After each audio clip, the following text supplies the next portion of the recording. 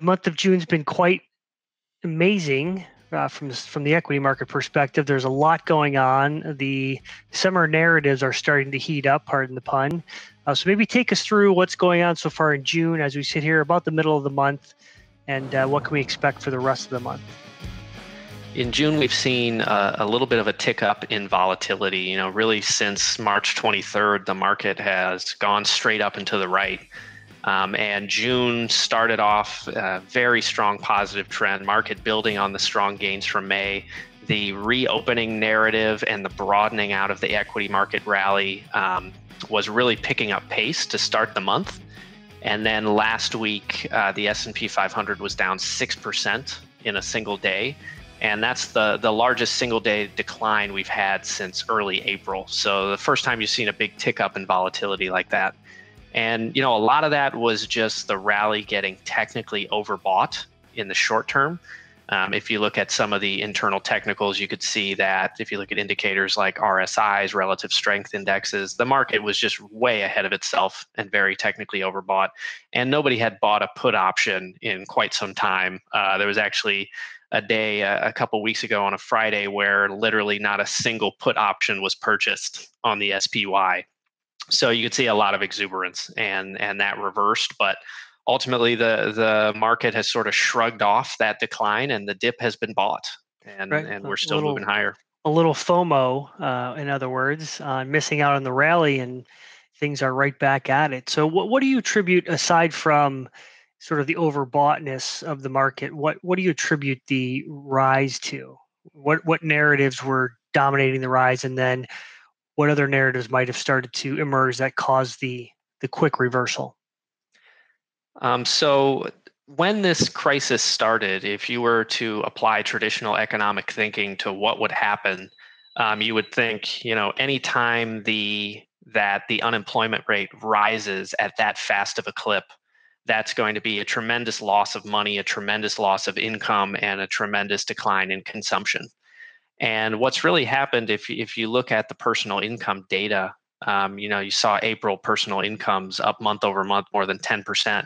What you really see is due to the economic impact payments and the expanded unemployment insurance benefits, most Americans that lost their job in March are actually just as well off or even better off from an income perspective than they were prior to losing their job. And that will be the case through the summer.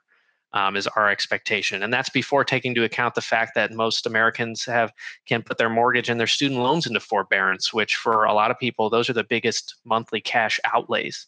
So now that information has come out, the narrative is shifting to really the economy is going to come back as quickly as there are places for Americans to spend money, as quickly as those places start to open up. And so you got a lot of much better than expected economic data coming out because the demand was there when stores reopened, when states started to reopen.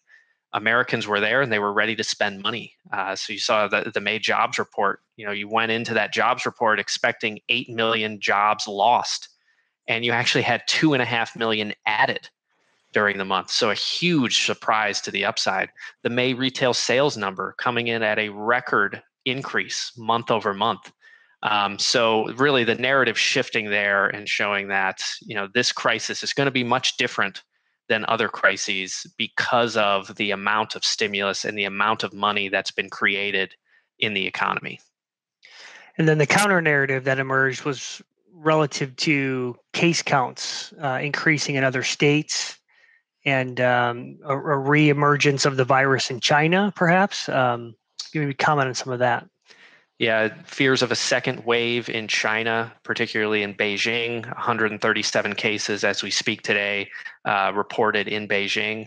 Also fears of a second wave in Germany. An apartment complex, over 70 tenants coming down. And then in the United States, seeing a lot of the warmer states that were earlier to reopen, places like Arizona, Texas, and Florida, seeing some of their most rapid increases in case counts as well. So definitely fears of a second wave, but from the equity market's perspective and thinking about corporate earnings, the fear isn't necessarily of a second wave of infections. The fear is of a second wave of lockdowns of the economy. That's what matters more to the equity market. And it seems like as this second wave narrative is starting to emerge and those case counts are rising, you're seeing more and more political figures coming out and saying there is really no political will to go into another stage of lockdowns. Treasury Secretary Steve Mnuchin came out and said that in an interview, that there's absolutely no political will to shut down the economy again, and we are just going to have to learn how to live with the virus through the fall and beyond.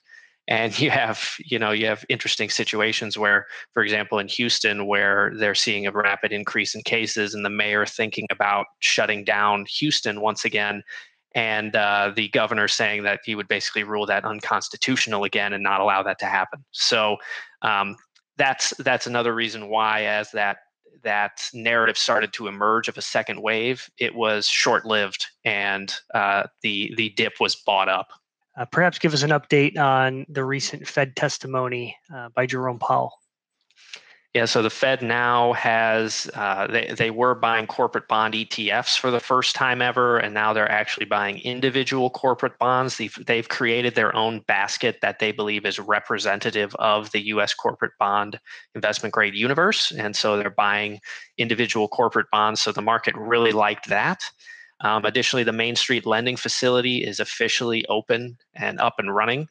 And there's even been more talk on the fiscal stimulus side of another round of economic impact payments, potentially infrastructure. So, you have fears of a second wave. You obviously have fears that the unemployment rate is going to stay stubbornly high. But, the biggest thing that's happening here is there is just so much money in the economy floating around looking for a home that dips will be bought up in the near term.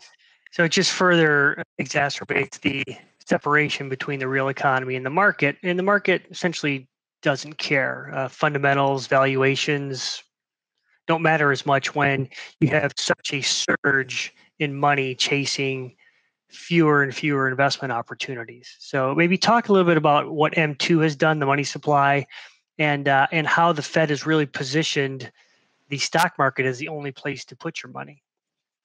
Yeah, one of the broader measures of money in the economy is M2, and M2 year over year has increased over 23%, which is an observable record. Going back, we have M2 data going back to the late 50s, and the prior all-time high was 13%. So just absolutely unprecedented how much additional money is in the economy. And you think to be in an economic slowdown like this severe of an economic contraction, normally you have an economic contraction like that and money is destroyed. It's not created. To think not only is money being created, it's being created at the fastest clip ever in history. So is money being created? Yes. Where is it going to go? Well, it can either go into purchasing financial assets or GDP transactions, so purchasing goods and services. We know it's generally not being used to purchase goods and services because Q2 GDP is expected to fall by over 20%. So we know it's going into financial assets. And then you think, if it's going into financial assets, what asset class is it going into? Because that's what you want to own. And the answer there is not cash and bonds, because the only thing more expensive than stocks right now are cash and high quality bonds. You basically get no yield whatsoever investing in cash, and high quality government bond yields are at absolute all-time lows. So although the stock market seems very expensive relative to measures of earnings, traditional valuation metrics, relative to the bond market, it's actually the cheapest it's been in over 5 years.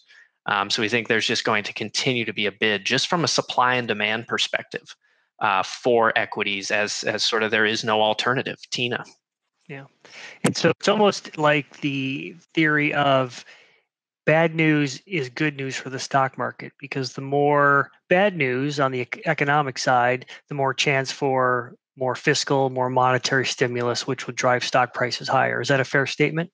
That's very fair. And it's clear that the Fed and the government are not at all worried about long-term consequences of borrowing too much, adding too much fiscal or monetary stimulus. They're clearly not thinking about long-term implications for inflation, for the value of the dollar, for the fiscal deficit.